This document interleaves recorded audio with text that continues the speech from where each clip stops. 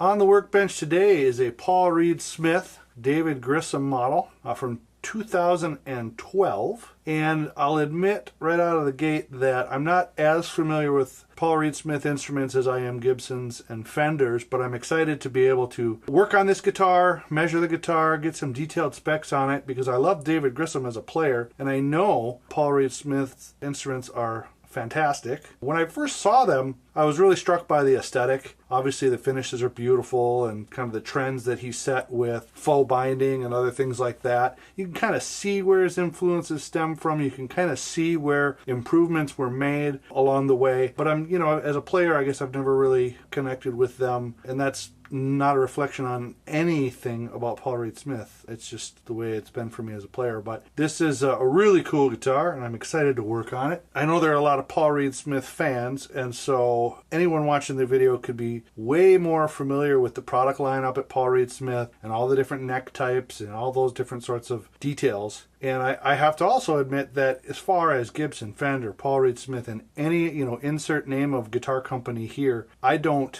stay on top of all their different models, all the different specs. I've been repairing guitars and building guitars for a long time, but I've never been a person that really is so interested in what's happening on a yearly basis with designs and models. I just don't have time for that sort of thing, I guess. So I'm excited to look at this guitar. My first impressions of the instrument when I got it, and I've spent a little time with this because I'm not as familiar with Paul Reed Smith. So I've spent a little bit of time with this guitar just playing it. And some of my first impressions of the guitar right away were obviously these are not the original pickups. And my very first impression was, boy, this has really low action from the person that sold it. And there's not a lot of fret buzzing, which didn't really surprise me because these are really well-made instruments. Non-original pickups, low action, there is fret wear on it. The other first impression I had was there's some finish damage. This thing has been played and it's got some battle scars. It's got a couple chips. We're going to take a look at the body up close in a little bit. So it's been played, it's been used, it's been enjoyed. But as I was playing it, I noticed that this is the bridge volume and this is the neck volume. And then you have tone with a push-pull for single coil operation. And I thought, well, that seems weird. I'm used to the neck volume being here and the bridge volume being there, and I thought either that's something specific that David Grissom likes, or maybe when they put in the pickups, they swapped that around. So I'm going to do some investigating and educating. I'm going to do some education for myself on that. I wouldn't be surprised if that's kind of how he wants it, but I think these pickups are going to go. And I'll talk about all of the work I'll do to it later on. The push-pull pot seems to right now only be affecting the neck pickup, and some players like that. They like to just keep this in humbucking mode, so if you're flip the switch down, you've got the switch pulled up, only the neck pickup is going to be in single coil mode, and you can flip that to both pickups are on and still have this in humbucking. Otherwise, both pickups are connected to the push-pull. You lift up on that and it cuts coil, so you're in single coil mode on both. And the bridge pickup on electric guitars is pretty bright, and not everybody wants to have that single coil sound there. So that may be intentional from when they put this in, and when I put in new pickups, I don't know if I'll connect the bridge in single coil mode the way they are stock or not. I'll have to think about that. And since this is part one of the video, maybe people can chime in and give me their opinion if they happen to watch the video. I'd love to hear what other people's thoughts are. So I think I have a set of Lawler Imperial humbuckers, which I really, really love. I got those used. So they are used pickups. I'll have to check if they're multi-conductor. If they're not, I have some Duncans around here that are multi-conductor. I think they're the 59s, which I also really like. Kind of a vintage vibe is what I would think David Grissom would like. Obviously, I don't know him, but just I've loved his work and loved his playing for a long time. So that's what strikes me. It seems like he would be a vintage vibe kind of guy. Other things that I noticed, there's some crackling to the switch. There's some perhaps dirty potentiometers, and these knobs don't fit very tight. You can sometimes flex these, but these are brass split shaft pots, and I know that can be pretty brittle. If you try to expand that, it can be pretty brittle and could break the potentiometer. So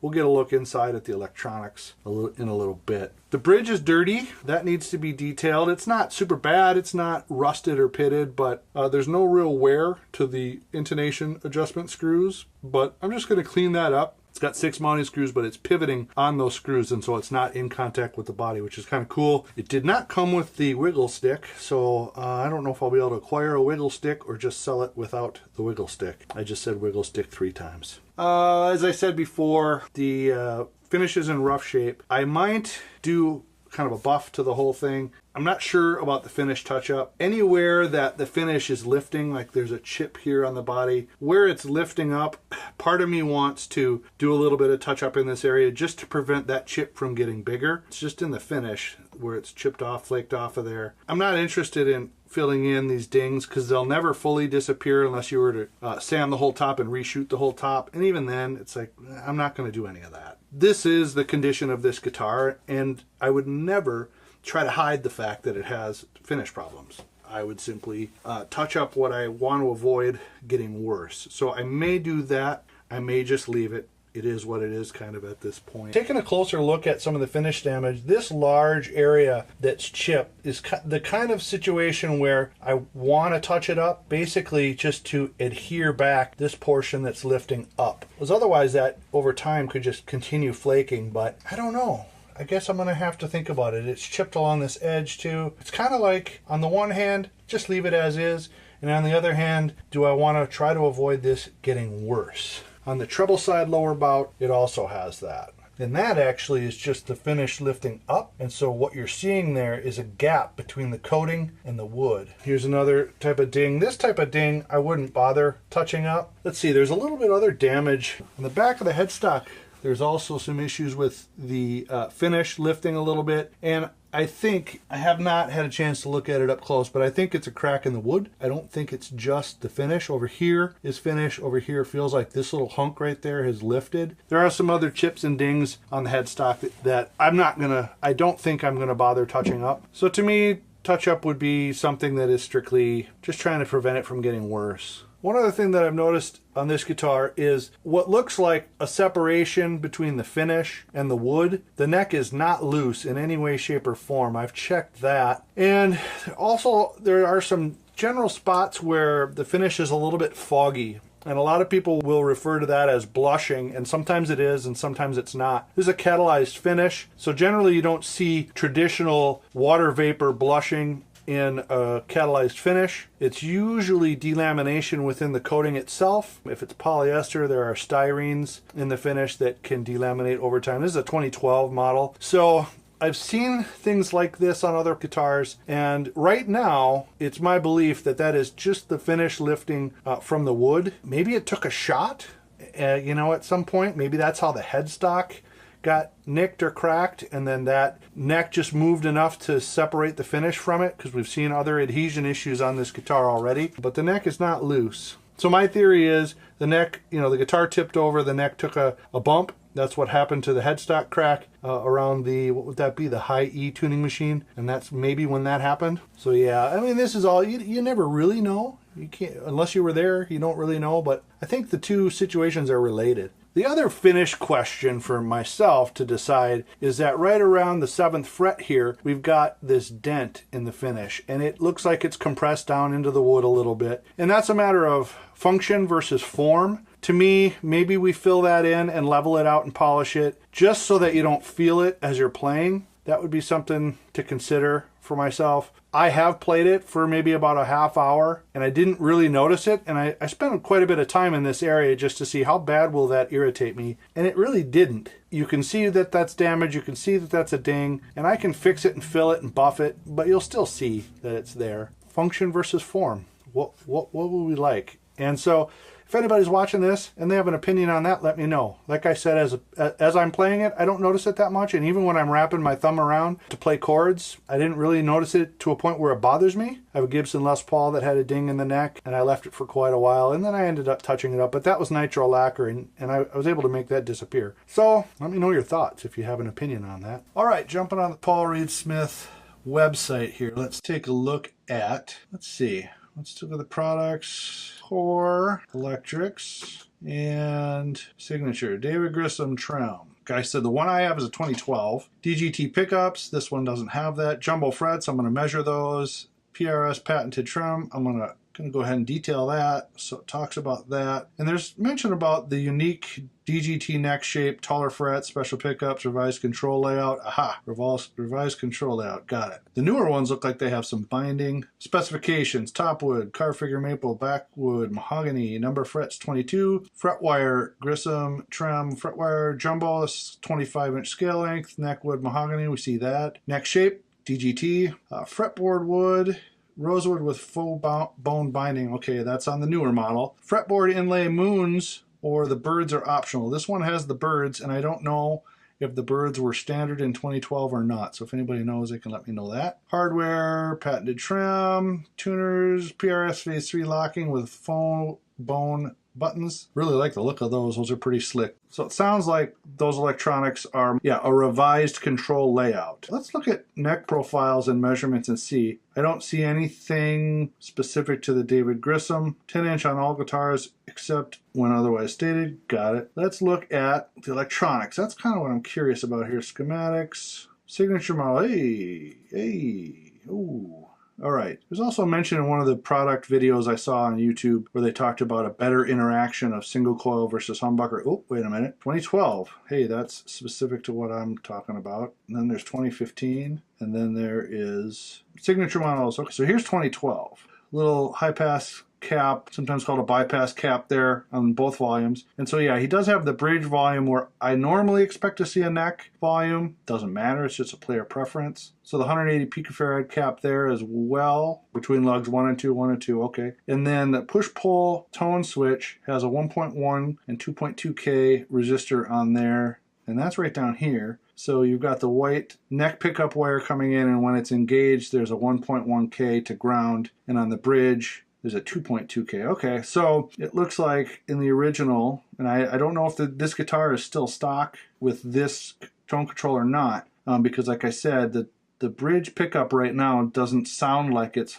coil cutting, and that may be what the previous player wanted it to be. So it looks like they're just putting two different value resistors in between that coil tap and the ground, and that's maybe going to just soften the difference between humbucking and single coil a little bit. Looks like they have a little bit different scheme on their tone cap. It's interesting. Still, you just need the signal to go to ground through a cap, so it's all right. Well, anyhow, okay, this is the 2015. Looks like different, nope, white pickup wire for bridge and neck there. It looks like the same basic scheme, 180 picofarad there, 180. It looks similar. Oh, here's the current diagram. Same bypass caps, high pass caps there. Same scenario with the tone cap, but they got rid of the 1.1K and the 2.1K to ground. So maybe they just decided, or maybe Grissom decided, yeah, you know what, let's just do it this way. I don't know. Maybe it was a cool idea. I'm interested to see if this guitar still has that, or if they took those resistors out. So we didn't find anything in terms of the actual thicknesses for the necks. If we go back to necks, they give widths, but they don't necessarily give thicknesses, at least in this portion of it. Sometimes on their models they'll give neck thicknesses, but not on this one. I'm going to measure mine. The other thing that I'm not real familiar with are the lace pickups, and it'd be my guess that there are some real fans of these pickups out there. I'm just not familiar with them. And so we got to look at the electric pickups. Oh, oh, that kind of looks like, all right, so they must be the Illumitones. Illumitone Deathbucker.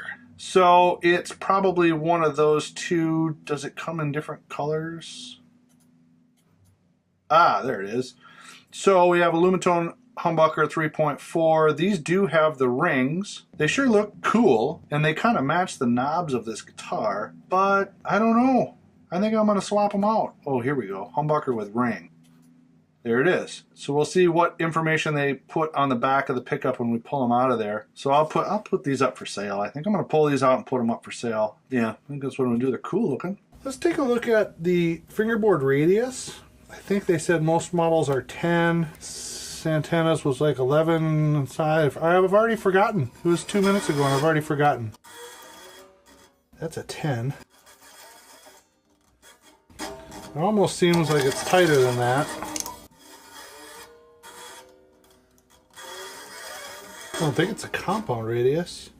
This action is so low. I'm going to change these strings anyway, so I don't really care about dragging the gauge along there. Looks like this is a 9.5. It's a 10. Yeah, I'm going to call that a 9.5. I really doubt it's a 7.25. I don't think they've ever done that until the John Mayer. Everybody's up in arms about the John Mayer being 7.25. All right, so calling that radius a 9.5. And let's check for fret rocking. If you've watched any of the other videos, I explain this process. I really doubt there's going to be much because it plays really well right now. Number 6 on the treble's loose. 7 on the bass is loose. Well, I don't know if it's loose. Let's check if it's loose. Number 6 is rocking. Press down a little bit, the rock goes away. So that's loose. 7 on the bass side. It's loose. That's easy. 10 on the treble's loose. Number 10 is just high. It's not loose, it's high. 11's got a little bit of a rock. So there's fret rocking. And there's play wear in these frets, so I know that I'm going to have to do a fret dress. So we'll fix all this. I'm really actually kind of surprised it plays as well as it does with the action this low and this amount of fret rocking. Whoa, 15. 15, holy buckets, 15. All right, well, you know what? It's a guitar from 2012. It's not unusual. Frets need some love. Let's check the fret height.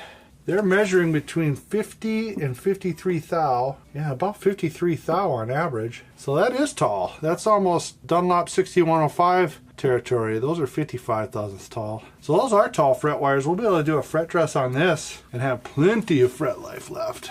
And let's see what the crown width is here. Oh yeah, so it's a jumbo wire. You can kind of tell by looking at it. So we got 110 or so wide, 110 thousandths wide, and 53 thousandths tall. Let's check the neck specs here.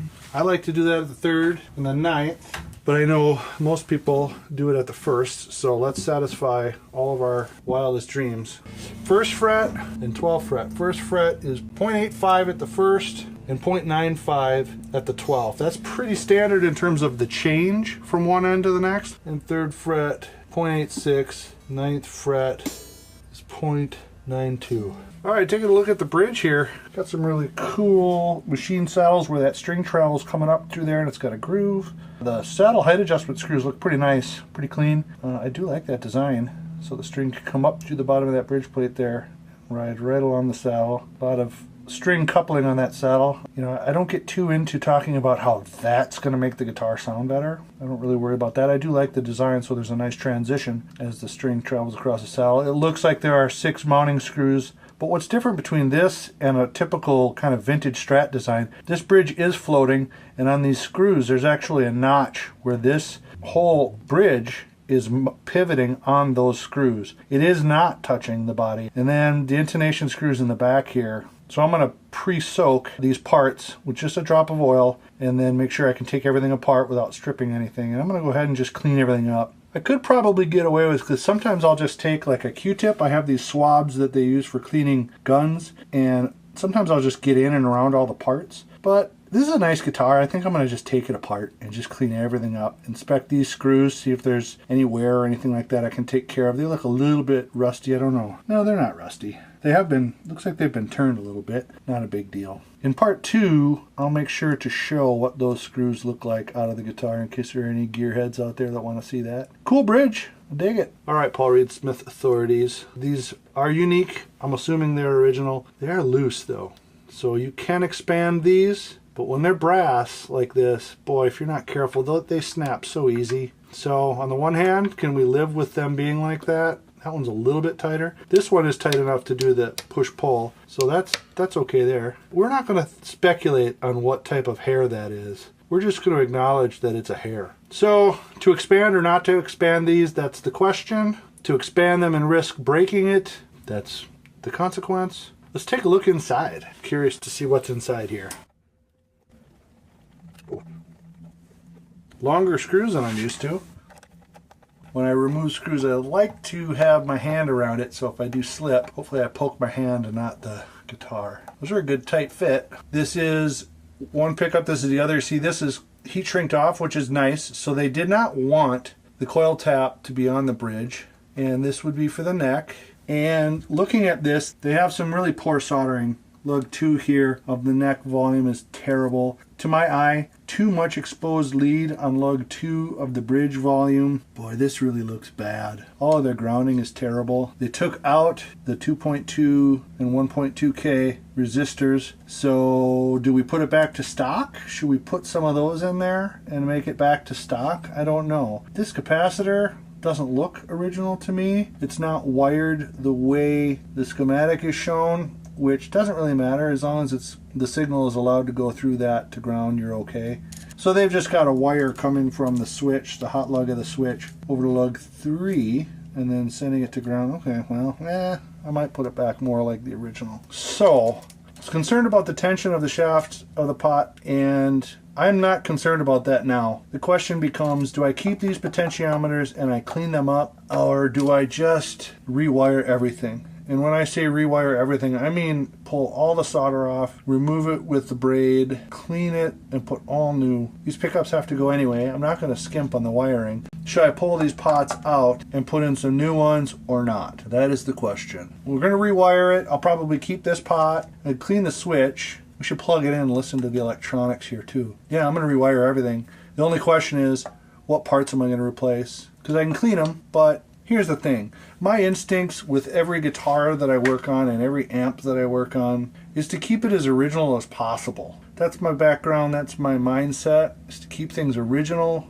preserve them. But once somebody else monkeys around with a guitar and it's no longer original, then it's game on. Then I don't feel bad about any of it, because I'm only going to strive to make it better than it was. So somebody's already clearly changed this. It's obvious. And in the process of soldering it, they did a really poor job. It's kind of an amateur job. So I'm leaning towards brand new pots for the 2 volumes. I know I have some push-pulls around here. Actually, I have the brand new Switchcraft 450 series push-pulls. Maybe I'll pop that in there. And, you know, if somebody buys this guitar, I'll just throw all this stuff in with it so they can keep it. I don't think I'm going to change the switch, only if the cleaning doesn't go as well as I would hope. But whatever I take out of it, I'm just going to include with the guitar so that they can have it, and I'll never use it. If I pull these out, I'll never use them for anything. They'll certainly never make it into another guitar. Anyhow, let's plug this in and wrap up part 1, shall we? So nothing fancy here to plug into. Just going to use my Mojo Tone Champ build. Alright, so bridge volume. Coil cut, we know that's off, we saw it.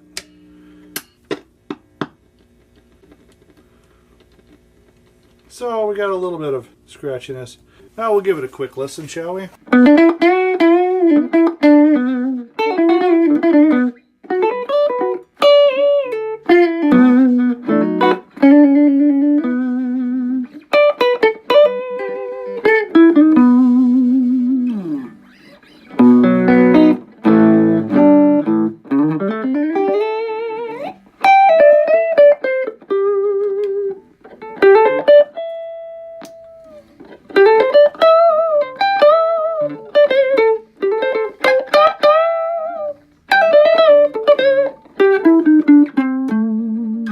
I need to say this. What I've never understood about Paul Reed Smith guitars is this heel.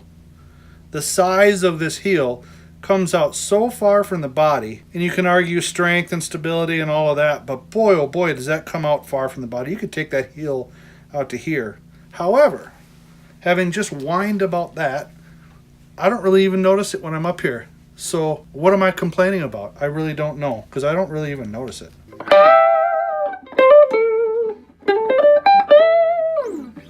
Yeah. It's actually kind of comfortable for my thumb, but interesting. Every time I saw a picture of it, I thought, man, that's a huge heel. Doesn't need to be there. It starts to annoy me in this octave B position.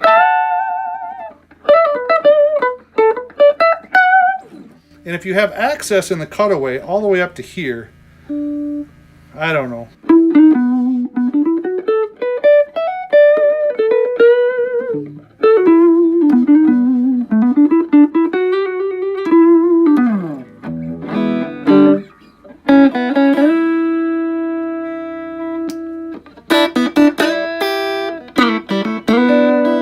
It's kind of cool sounding.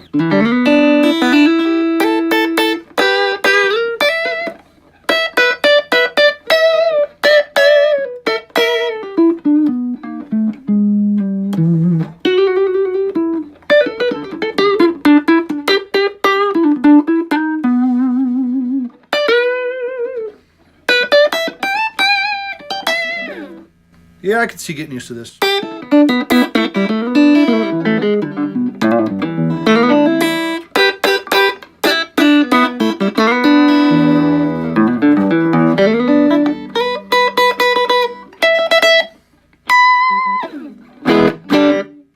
Cool guitar, man. Cool guitar.